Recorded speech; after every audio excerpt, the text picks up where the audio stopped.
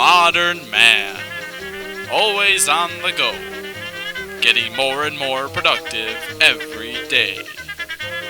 Today's world demands larger and larger amounts of stored energy reserves for use in industry and for everyday life. However, scientists predict that soon we will run out of these conventional fossil fuels which we have exploited and depended on for so many years now. What then? There is hope in an alternate source of energy called nuclear fusion. What is nuclear fusion? The truth is it happens naturally everywhere in the universe. In the sun and stars of the galaxies surrounding us, the sun's core is heated to almost 15 million degrees Celsius, converting hydrogen to helium and providing enough energy to sustain life on Earth. The challenge is how to harness this incredible power for use here on Earth. Scientists are struggling to find a way, but before we move any further, it should be noted that nuclear fusion is not nuclear fission. While fission attempts to break down atoms into smaller parts, fusion attempts to, you guessed it, fuse or join atoms together. There are many different ways to achieve this process, but the most suitable reaction for use here on Earth consists of deuterium and tritium, both isotopes of hydrogen. When these materials are heated to temperatures of 10 to 15 million degrees Celsius, they go from a gas to the fourth state of matter, plasma. When matter is heated to these extreme temperatures, sometimes hotter than the sun itself, the electrons separate from their atomic nuclei. This is what sparks the fusion reaction. What follows is the fusing of the atoms.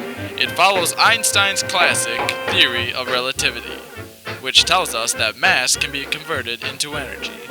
It works with fusion like this. When the deuterium and the tritium become plasma and their electrons separate, the elements bond together. Since both materials have just one proton, they bond to form a two-proton helium atom. And for every helium atom that is formed, an extra neutron is left as well. Everything else converts into energy, and a lot of it. You may be wondering, how do humans attain these ridiculous conditions, and how would they handle such dangerous materials? In a device called a tokamak. Plasma is, of course, very hot and difficult to control. Tokamaks send the plasma on a circular donut-shaped path. This is what the inside may look like. Tokamaks use magnets to suspend the plasma while it travels along inside. Magnetic confinement is the best method we know thus far for containing and controlling these dangerous materials. These experimental machines have been built around the world in many different countries, and though they may look a little bit different, they all operate on the same basic principles. Scientists are using these powerful machines to experiment with this new potential source of energy. And although scientists predict it may take at least 50 years before we are able to depend on fusion as a feasible resource, one can't help but get excited by the possibilities. So remember the basics of nuclear fusion. By heating isotopes of hydrogen called deuterium and tritium, they lose their electrons and become plasma.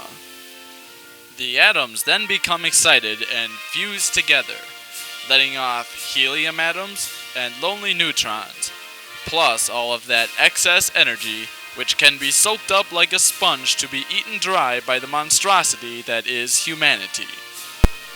Nuclear fusion and you, a bond for the future and beyond.